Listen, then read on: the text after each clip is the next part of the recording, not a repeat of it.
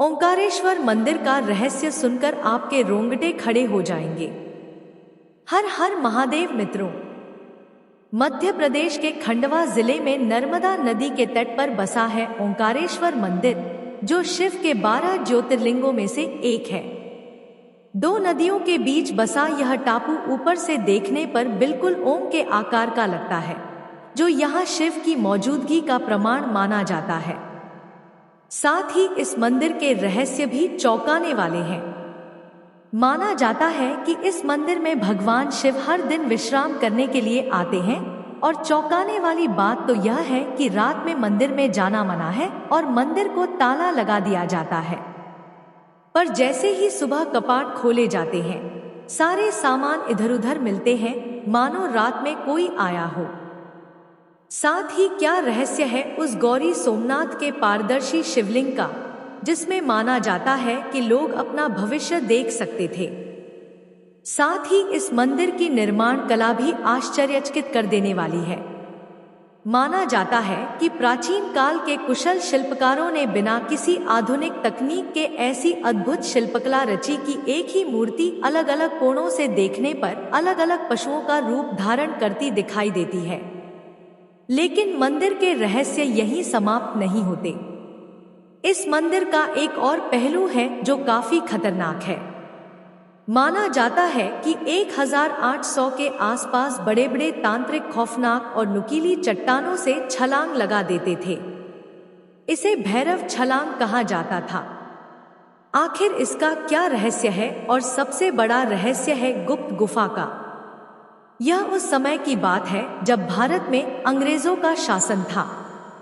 British east India company के एक अंग्रेज अधिकारी ने इस मंदिर के नीचे मौजूद एक गुप्त सुरंग की खोज शुरू की, और महज 1 किलोमीटर जाने के बाद उसने कुछ ऐसा देखा कि वह कांपते हुए भाग खड़ा हुआ। तो आखिर क्या था वहां, और क्यों रानी अहिल्याबाई रात के समय इस गुफा में जाया करती थी? तो चलिए चलते हैं ओंकारेश्वर के रहस्यमयी और रोमांचक सफर में, जो आपकी सोच से भी परे है। तो वीडियो को पूरा जरूर देखें, क्योंकि आज हम उन कथाओं और रहस्यों को जानने वाले हैं जो ओंकारेश्वर की बंद दीवारों के पीछे खामोश है। लेकिन उससे पहले, अगर आपके हृदय में महादेव के लिए सच्ची भक्ति है, तो कमेंट में एक बार पूरे विश्वास से हर हर महादेव जरूर लिखें, क्योंकि जहां महादेव का नाम गूंजता है, वहां चमत्कार स्वयं जन्म लेते हैं। अगर आप सैटेलाइट मैपिंग या आसमान से देखें, तो यह टापू ओम के आकार का बना हुआ है। यहां पहुंचते ही नर्मदा 2 भागों में बंट जाती है। पहली मुख्य और चौड़ी धारा नर्मदा कहलाती है, और वहीं दूसरी तरफ की जलधारा को स्थानीय लोग कावेरी कहते हैं। और यही दोनों नदियां उस पहाड़ को चारों तरफ से घेरकर एक टापू बनाती हैं, जिसे मांधाता या शिवपुरी द्वीप कहा जाता है। और इसी पवित्र ओम आकार के द्वीप के ऊपर बसा है मुख्य ओंकारेश्वर ज्योतिर्लिंग।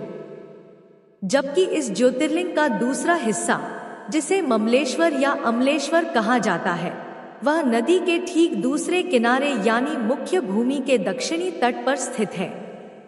स्कंद पुराण के ऐतिहासिक संदर्भों में यह उल्लेख मिलता है कि धन के देवता कुबेर ने भी यहाँ कठोर तपस्या की थी, और भगवान शिव ने कुबेर के स्नान के लिए अपनी जटा से जो दिव्य जलधारा निकाली, वही आज कावेरी नदी बनकर इस द्वीप को घेरती है। लेकिन मित्रों, इस ब्रह्मांडीय मंदिर के रहस्यों को जानने से पहले हम इसके निर्माण की पौराणिक कथा को जान लेते हैं। शिव पुराण की कोटि रुद्र संहिता के अनुसार एक दिन देवर्षि नारद ने यहाँ स्थित विंध्याचल पर्वत को ताने मारते हुए कहा कि सुमेरु पर्वत तुमसे कहीं ज्यादा ऊंचा और देवताओं को प्रिय है। यह सुनकर विंध्याचल के अंदर ईर्ष्या और क्रोध की आग भड़क उठी, और फिर सुमेरु से बड़ा बनने की चाह में विंध्याचल ने इसी जगह नर्मदा नदी के तट पर मिट्टी और रेत से एक शिवलिंग बनाया, और भगवान शिव की अत्यंत कठोर तपस्या में लीन हो गया। अंततः उसकी 6 महीनों की कठोर तपस्या से प्रसन्न होकर महादेव यहाँ एक ज्योतिर्लिंग के रूप में प्रकट हुए। जिसके बाद ऋषियों ने हाथ जोड़कर महादेव से विनती की कि संसार के कल्याण के लिए वे हमेशा के लिए इसी स्थान पर रुक जाएं।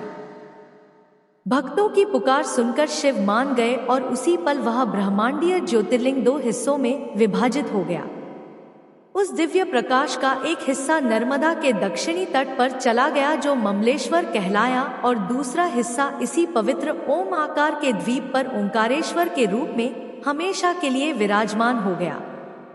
अब आपके मन में यह सवाल जरूर उठ रहा होगा कि जब यह सब विंध्याचल पर्वत की तपस्या से हुआ तो फिर इस द्वीप का नाम मांधाता कैसे पड़ा।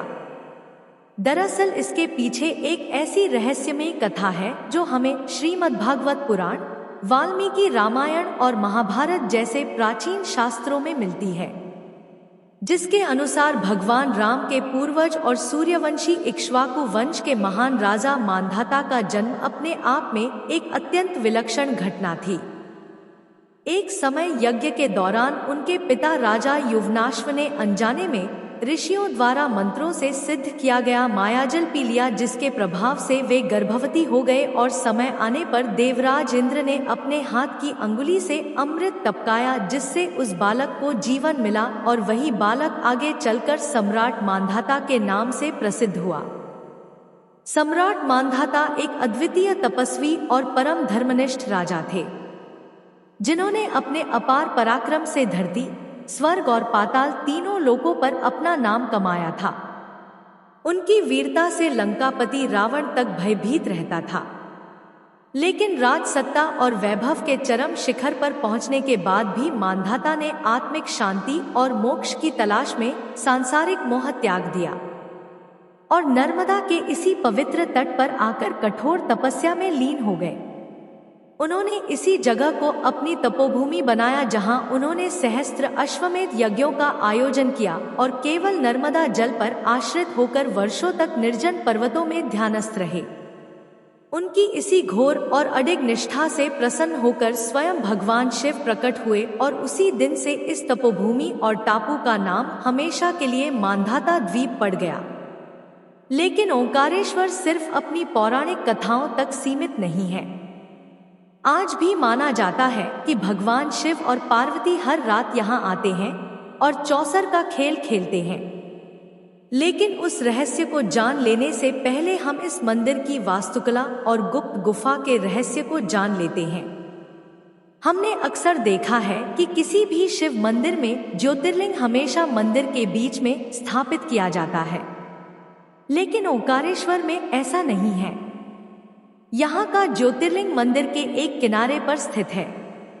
दरअसल ऐसा इसलिए है क्योंकि यहाँ का ज्योतिर्लिंग किसी इंसान या कारीगर ने नहीं बनाया, बल्कि वह स्वयंभू है, यानी कि स्वयं प्रकट हुआ है। इसीलिए शिवलिंग के स्थान को छेड़छाड़ किए बिना बाद में उसी के ऊपर और आसपास मंदिर का निर्माण किया गया। साथ ही आपने सभी शिव मंदिरों में यह भी देखा होगा कि नंदी हमेशा शिव जी के सामने विराजमान होते हैं, मगर यहाँ ऐसा नहीं है। यहाँ नंदी की मूर्ति मुख्य ज्योतिर्लिंग से बाहर की ओर विराजमान है, लेकिन इससे भी रहस्यमयी है इसकी वास्तुकला। यह भव्य मंदिर 5 मंजिलों में विभाजित है और हर मंजिल पर अलग अलग मंदिर महाकालेश्वर, सिद्धेश्वर, गुप्तेश्वर और ध्वजाधारी स्थित हैं। हाल ही में गुजरात की एक शोध टीम ने जब इस मंदिर की संरचना पर वैज्ञानिक शोध किया तो उन्होंने पाया कि इन 5 मंजिलों के गर्भगृह अद्भुत रूप से एक सटीक सीध यानी कि वर्टिकल अलाइनमेंट में है, जो कि कोई साधारण बात नहीं है। साथ ही ओंकारेश्वर केवल एक पूजा स्थल नहीं, बल्कि एक दिव्य तंत्र और जीवन ऊर्जा चक्र का केंद्र है। और इसी मांधाता पहाड़ी पर थोड़ा और आगे बढ़ने पर 13वीं सदी का सिद्धनाथ मंदिर आता है, जिसे भले ही आक्रमणकारियों ने बुरी तरह तोड़ दिया हो, लेकिन आज भी इसके 10 फीट ऊंचे चबूतरे पर 900 साल पुरानी एक ऐसी नक्काशी मौजूद है जो आज के आधुनिक विज्ञान, 3D सॉफ्टवेयर और इंजीनियरिंग को भी खुली चुनौती देती है। यहाँ के शिल्पकारों ने पत्थरों पर एक ऐसा जादुई ऑप्टिकल इल्यूजन बनाया है कि जब आप एक मूर्ति को एक तरफ से देखते हैं तो वह एक हाथी दिखाई देती है, लेकिन जैसे ही आप अपना एंगल बदलते हैं वही हाथी अचानक से भगवान शिव का वाहन नंदी दिखाई देता है। लेकिन दोस्तों, इस मंदिर की असली गहराइयां तो इसकी सतह के नीचे दफन है। माना जाता है कि मंदिर के नीचे मंदिर से लेकर अमरकंटक तक जाने वाली एक गुप्त गुफा है, जिसका उल्लेख हमें ब्रिटिश काल की डायरियों में मिलता है। जब एक अंग्रेज अधिकारी ने यहाँ जाने की कोशिश की थी तो उसने कुछ ऐसा देखा जिसे शब्दों में बयां कर पाना असंभव था। उस अंग्रेज अफसर ने कहा, this place is protected by something beyond understanding, यानी कि यह स्थान हमारी समझ से परे किसी शक्ति द्वारा संरक्षित है। जिसके बाद इस सुरंग को लोहे की मोटी सलाखों से हमेशा के लिए बंद कर दिया गया। लेकिन सबसे बड़ा और रूह कंपा देने वाला रहस्य मंदिर का मूल गर्भगृह है। एक ऐसा दरवाजा जिसे सदियों पहले लोहे और सीमेंट से हमेशा के लिए मोहरबंद कर दिया गया और जिसे आज तक किसी ने खोलने की हिम्मत नहीं की। ना कोई आधिकारिक रिकॉर्ड है, ना कोई प्रेस नोट कि इसे कब और क्यों बंद किया गया। कुछ प्राचीन मान्यताओं के अनुसार उस बंद दरवाजे के पीछे त्रेता युग का वह असली और मूल शिवलिंग विद्यमान है, जिस पर स्वयं राजा मांधाता ने घोर तपस्या की थी। वहीं कुछ सिद्ध संतों का मानना है कि उस गर्भगृह में द्वापर युग के ऋषियों द्वारा स्थापित एक अत्यंत शक्तिशाली ब्रह्मा यंत्र है। यह यंत्र इतना शक्तिशाली है कि यदि कोई सामान्य इंसान इसके ऊर्जा क्षेत्र के संपर्क में आ जाए तो उसकी चेतना पूरी तरह विकृत हो सकती है। कुछ साधकों ने वर्षों पहले उस बंद द्वार के निकट ध्यान लगाने की कोशिश की थी, जिनमें से कई मानसिक रूप से विचलित हो गए और अपना मानसिक संतुलन खो बैठे। आज भी वह गर्भगृह मौन है, लेकिन जो शोर मचा रही है वह है ओंकारेश्वर में महादेव की साक्षात उपस्थिति। तो चलिए अब जानते हैं महादेव के चौसर के खेल के बारे में। लेकिन उससे पहले अगर आपको वीडियो अच्छी लग रही है तो इसे एक लाइक जरूर करें। ओंकारेश्वर का असली चमत्कार सूरज ढलने के बाद शुरू होता है। शिव पुराण और स्कंद पुराण में यह स्पष्ट रूप से लिखा है कि भगवान शिव दिन भर पूरे ब्रह्मांड और तीनों लोकों का भ्रमण करते हैं, लेकिन रात होने पर वह विश्राम करने के लिए केवल और केवल ओंकारेश्वर लौट कर आते हैं। इसी विश्वास के तहत रात्रि को शयन आरती के बाद गर्भगृह में महादेव और माता पार्वती के लिए बाकायदा एक सेज यानी बिस्तर लगाया जाता है और उस बिस्तर पर चौसर और पासे बिछाए जाते हैं। इसके बाद गर्भगृह के कपाट बंद कर दिए जाते हैं और मंदिर के चारों तरफ कड़ा पहरा लगा दिया जाता है ताकि रात के समय वहां कोई प्रवेश ना कर सके। और जब दूसरे दिन मंगला आरती के लिए मंदिर के कपाट खोले जाते हैं तो गर्भगृह का दृश्य चौंकाने वाला होता है। रात में करीने से बिछाए गए पासे अपनी जगह से बिखरे हुए मिलते हैं और बिछाई गई साफ चादर पर कई सिलवटें साफ दिखाई देती हैं। गोटियां अपनी अपनी जगह से खिसक चुकी होती हैं, मानो रात भर वहां किसी ने चौसर का खेल खेला हो, जो दर्शाता है कि महादेव यहाँ स्वयं उपस्थित हैं। महादेव की इस जीवंत उपस्थिति का सबसे खौफनाक और अचरज भरा प्रमाण तब मिला जब 2008 में प्रकृति ने अपना रौद्र रूप दिखाया, जब नर्मदा नदी भयंकर उफान पर थी और ओंकारेश्वर का पूरा इलाका बाढ़ में डूब चुका था। मंदिर तक जाने वाले रास्ते, घाट, सड़कें और मकान सब जलमग्न हो गए थे। पानी मंदिर के मुख्य द्वार तक भी पहुंच गया था, लेकिन वह गर्भगृह जहां स्वयंभू शिवलिंग स्थापित है वह पूरी तरह सुरक्षित रहा और एक बूंद पानी भी उस पवित्र स्थान को छू नहीं सका। मानो स्वयं शिव ने अपने त्रिशूल से उस विनाशकारी जल को रोक दिया हो। और इसके बिल्कुल विपरीत 1984 की वह घटना जब संपूर्ण मध्य प्रदेश भीषण सूखे की चपेट में था। बाहर धरती फटी हुई थी, कुएं और तालाब पूरी तरह सूख चुके थे, लेकिन उस भयानक सूखे की मार झेलते ओंकारेश्वर में मंदिर के गर्भगृह की दीवारों से निरंतर जल की बूंदें टपकती देखी गई, जिससे यह साबित होता है कि ओंकारेश्वर में आज भी महादेव निवास करते हैं, जिसका इतिहास भी गवाह है, क्योंकि इतिहास में कुछ ऐसे चौंकाने वाली घटनाएं हुई हैं जिन्होंने सदी के सबसे क्रूर शासक को भी घुटने टेकने पर मजबूर कर दिया। तो चलिए अब इन रहस्यों को जानते हैं और साथ ही जानेंगे गौरी सोमनाथ का रहस्य, जिसको लेकर माना जाता है कि उसमें लोगों को अपना भविष्य दिखता था। बाकी अगर आप भी ओंकारेश्वर ज्योतिर्लिंग के दर्शन करना चाहते हैं तो मैं महादेव से विनती करता हूँ कि आप सभी दर्शकों को जल्द ही यह अवसर प्राप्त हो। अब हम ओंकारेश्वर के इतिहास के उस खौफनाक और काले अध्याय की तरफ चलते हैं, जब क्रूर आक्रमणकारियों ने इस पवित्र भूमि को मिटाने की कोशिश की थी। मुख्य मंदिर की भीड़ से जब आप मांधाता द्वीप की सबसे ऊंची पहाड़ी की तरफ बढ़ते हैं और 200 बेहद प्राचीन व खड़ी सीढ़ियां चढ़ते हैं, तो इस थका देने वाली चढ़ाई के बाद पहाड़ी के बिल्कुल शिखर पर 11वीं सदी का एक रहस्यमय मंदिर आपका इंतजार कर रहा होता है, गौरी सोमनाथ मंदिर। इस मंदिर के गर्भगृह में आज काले ग्रेनाइट पत्थर से बना एक 6 फीट ऊंचा विशालकाय शिवलिंग मौजूद है। लेकिन प्राचीन किंवदंतियों की माने तो सदियों पहले यह शिवलिंग काला नहीं था, बल्कि यह पूरी तरह से पारदर्शी यानी कि ट्रांसपेरेंट पत्थर था, जिसके आर पार साफ देखा जा सकता था। साथ ही माना जाता है कि इस शिवलिंग में समय के आर पार देखने की अलौकिक शक्ति थी, जिसमें अगर कोई इंसान ध्यान लगाकर झांकता तो उसे अपने पिछले जन्मों की कहानी और भविष्य में मिलने वाला अगला जन्म बिल्कुल साफ दिखाई दे जाता था। लेकिन यही अलौकिक शक्ति इस मंदिर के विनाश का कारण बन गई। समय बीता और जब मुगल शासक औरंगजेब को इस शिवलिंग की शक्तियों के बारे में पता चला तो उसने भी इस दिव्य शिवलिंग के अंदर झांकने की कोशिश की। लेकिन उस जादुई शिवलिंग ने उस क्रूर शासक को उसके जघन्य पापों का असली चेहरा दिखा दिया।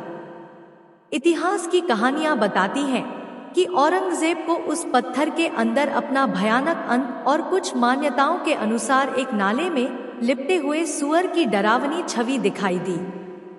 अपना ऐसा घिनौना भविष्य देखकर उसकी रूह कांप गई। घबराहट और भयंकर बौखलाहट में उसने तुरंत आदेश दिया कि इस शिवलिंग को जलाकर नष्ट कर दो। और फिर उस भयानक आग में शिवलिंग ने अपनी पारदर्शिता खो दी और जलकर कोयले जैसा काला पड़ गया। आज भी वह 6 फीट ऊंचा काला शिवलिंग और मंदिर औरंगजेब की क्रूरता की गवाही दे रहा है। लेकिन ओंकारेश्वर के असली अदृश्य रक्षक का कहर तो अभी औरंगजेब की सेना पर बरसना बाकी था। 1670 के दशक में जब औरंगजेब की सेना ने ओंकारेश्वर के शिवलिंग को नष्ट करने के मुख्य लक्ष्य के साथ नर्मदा पार करने की कोशिश की तो अचानक प्रकृति ने अपना विनाशकारी रूप ले लिया। गगनचुंबी बादलों से आसमान मानो टूट पड़ा। भयानक आंधी चली और नदी में ऐसे रहस्यमय भंवर बने कि मुगलों की 2 नावें पलट गईं। अगले दिन पीछे से आए हुक्म के डर से जब कुछ दुस्साहसी सैनिक मंदिर की सीढ़ियां चढ़े तो अचानक मंदिर के शिखर के पास एक प्रचंड बिजली गिरी। सीढ़ियां कांप उठी। कई सैनिक वहीं बेहोश हो गए और कुछ पत्थरों से फिसलकर गिर पड़े। स्थानीय पुजारियों ने सेनापति को चेतावनी दी कि यह कोई साधारण स्थान नहीं है, यह स्वयंभू शिवलिंग है। यहाँ आदि शंकराचार्य को ब्रह्मज्ञान मिला था और स्वयं परशुराम ने अपना क्रोध तप में बदला था। लेकिन सेनापति ने उस चेतावनी को अनसुना कर दिया। इसके बाद जो हुआ वह किसी खौफनाक श्राप से कम नहीं था। उसी रात पूरा मुगल शिविर एक अजीब और रहस्यमय बुखार की चपेट में आ गया और ऐतिहासिक दस्तावेजों के अनुसार 30 सैनिकों की अचानक तड़प कर मौत हो गई। रात के अंधेरे में मुगल सेनापति अचानक चीख कर उठा। उसकी आंखें फटी हुई थी और उसने कांपते हुए बताया कि उसने स्वप्न में साक्षात भगवान शिव को देखा है, जिन्होंने उसे स्पष्ट चेतावनी दी है कि जो मेरा लिंग छुएगा उसका वंश नष्ट हो जाएगा। उस अदृश्य रक्षक के खौफ के मारे अगली ही सुबह हमले को रद्द कर दिया गया और ओंकारेश्वर की इस रहस्यमय भूमि ने मुगलों को उल्टे पांव लौटने पर मजबूर कर दिया। बाकी इस मंदिर का रहस्य केवल मुगलों के इतिहास तक सीमित नहीं, इसका असली रहस्य तो महारानी अहिल्याबाई होलकर की कहानी और तंत्र मंत्र और मौत की छलांग में छिपा है। तो चलिए अब उन चौंका देने वाले रहस्यों को भी जानते हैं जो आपने कभी नहीं सुने होंगे। जब आप मंदिर से निकलकर ओंकारेश्वर के घने जंगलों और गहरी घाटियों में प्रवेश करते हैं तो तंत्र मंत्र और मौत का एक ऐसा खौफनाक इतिहास आपका इंतजार कर रहा होता है जिसे सुनकर आज भी लोगों की रूह कांप जाती है। ओंकारेश्वर के परिक्रमा पथ पर जब आप घने जंगलों के बीच से गुजरते हैं तो नर्मदा नदी के किनारे आपको एक बेहद ऊंची और खौफनाक चट्टान दिखाई देती है जिसे स्थानीय लोग वीर काली चट्टान कहते हैं। नीचे नर्मदा का उफनता हुआ पानी और जानलेवा नुकीले पत्थर हैं और ऊपर एक अजीब सा डरावना सन्नाटा पसरा रहता है। साल 1822 में कैप्टन डगलस नाम के एक ब्रिटिश अधिकारी ने अपने दस्तावेजों में रोंगटे खड़े कर देने वाला सच दर्ज किया था। प्राचीन काल में तंत्र विद्या के चरम पर पहुंच चुके बड़े बड़े साधु और तांत्रिक मोक्ष पाने की चाह में इस अत्यंत ऊंची चट्टान पर आते थे। भगवान शिव को खुश करने के लिए वे उस चट्टान से नीचे उफनती नर्मदा की लहरों और जानलेवा नुकीले पत्थरों पर छलांग लगा देते थे। इस रूह कंपा देने वाली मौत को भैरव कूद या भैरव छलांग कहा जाता था।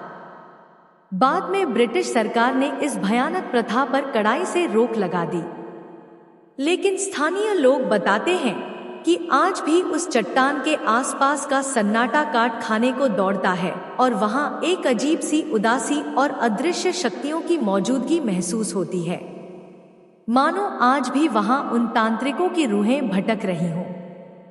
लेकिन दोस्तों, तंत्र का यह रहस्य सिर्फ साधुओं तक ही सीमित नहीं था, बल्कि इतिहास के पन्ने बताते हैं कि इन खौफनाक जंगलों का रहस्य 18वीं शताब्दी की महान मराठा शासिका महारानी अहिल्याबाई होलकर से जुड़ा भी था। महारानी अहिल्याबाई ने वैसे तो ओंकारेश्वर में कई घाट और मंदिर बनवाए थे, लेकिन स्थानीय किंवदंतियों की माने तो उनका एक ऐसा गुप्त रूप भी था जिसके बारे में इतिहास की किताबें खामोश हैं। कहा जाता है कि रात के घने अंधेरे में जब पूरी दुनिया सो रही होती थी तब महारानी गुप्त रूप से महल से बाहर निकलती थी। वो मांधाता के उन बेहद घने और डरावने जंगलों में जाती थी। वहां की गहरी कंदराओं और गुफाओं में दुनिया से कटे हुए श्मशान की भस्म रमाए हुए खूंखार अघोरी और सिद्ध तांत्रिक कठिन तंत्र साधना किया करते थे। आखिर एक महारानी रात के अंधेरे में अपनी जान जोखिम में डालकर इन खूंखार अघोरियों से मिलने क्यों जाती थी? कहा जाता है कि होलकर साम्राज्य को दुश्मनों से बचाने और हमेशा अजय रखने के लिए महारानी इन सिद्ध अघोरियों से गुप्त तंत्र विद्या और उनका आशीर्वाद लेने जाती थी। उन अघोरियों के खौफनाक तंत्र मंत्र और आशीर्वाद का ही असर था कि होलकर साम्राज्य लंबे समय तक पूरी तरह सुरक्षित और अजय बना रहा। यह वो राज है जो आज भी उन कंदराओं के धुएं में कहीं खोया हुआ है और ओंकारेश्वर को सिर्फ एक तीर्थ नहीं बल्कि तंत्र का एक ऐसा रहस्य लोक बनाता है जिसे आज तक कोई पूरी तरह डिकोड नहीं कर पाया। बाकी चलिए अब इस तंत्र मंत्र के खौफनाक जंगलों से निकलकर ओंकारेश्वर की असली यात्रा पर चलते हैं, यानी नर्मदा नदी के तट पर, और इस भव्य यात्रा का अंत करते हैं। मांधाता द्वीप के किनारे बहती है जीवनदायिनी मां नर्मदा। हमारे भारतवर्ष में गंगा, यमुना, सरस्वती जैसी कई महान नदियां बहती हैं, लेकिन क्या आपने कभी यह सोचा है कि पूरे देश में सिर्फ और सिर्फ नर्मदा नदी की ही पूरी परिक्रमा क्यों की जाती है? लोग ओंकारेश्वर में 16 किलोमीटर की परिक्रमा करते हैं। माना जाता है कि जब आप नंगे पैर इस जलधारा के पास से गुजरते हैं और हवा के शोर के साथ पक्षियों की गूंजती हुई आवाजें सुनते हैं तो एक विशेष प्रकार की नाद या अनाहत ध्वनि उत्पन्न होती है। ये तीव्र ऊर्जा आपके शरीर की सारी नकारात्मकता और मानसिक तनाव को स्पंज की तरह सोख लेती है और आपके सातों ऊर्जा चक्रों को नर्मदा की लहरों की लय के साथ पूरी तरह जोड़ देती है। इंसान ओंकारेश्वर की परिक्रमा जिस रूप में शुरू करता है, खत्म होने तक वह अंदर से पूरी तरह बदला हुआ इंसान बन चुका होता है। नर्मदा के इस शाश्वत विज्ञान से कुछ कदम की दूरी पर मंदिर के पूर्वी कोने में स्थित वह विलक्षण रुद्राक्ष वृक्ष मौजूद है। यह एकमात्र रुद्राक्ष का पेड़ है जिसके फल अपने आप प्राकृतिक रूप से शिवलिंग के आकार में बनते हैं। वनस्पति वैज्ञानिकों ने इसकी बनावट की जांच की और स्तब्ध होकर बताया कि ऐसा जैविक स्वरूप पृथ्वी पर और कहीं नहीं मिलता। ना नेपाल, ना हिमालय, ना ही किसी दक्षिण एशियाई वन में। कई साधकों का मानना है कि यह वृक्ष त्रेता युग में स्वयं शिव ने रोपा था, जब वे ओंकार क्षेत्र में नित्य भ्रमण और रात्रि विश्राम के लिए आते थे। जब प्रकृति, विज्ञान और अगाध अध्यात्म इतने खौफनाक और खूबसूरत तरीके से एक परिपूर्ण ओम स्वरूप में मिलते हैं, तो इंसान का अहंकार अपने आप टूट जाता है। वह नतमस्तक होकर बस एक ही बात समझ पाता है कि महादेव सिर्फ ऊंचे कैलाश पर नहीं बैठे हैं, वह ओंकारेश्वर के इस बहते जल में है, इन गोल पत्थरों में है, और अगर आप शांत होकर सुने तो वह आपकी खुद की सांसों में भी धड़क रहे हैं। और इसी के साथ हमारी यह अलौकिक यात्रा यहीं पूर्ण होती है। महादेव के इन रहस्यों में से कौन सा रहस्य आपको सबसे अधिक चौंकाने वाला लगा, यह हमें जरूर बताइए। हर हर महादेव।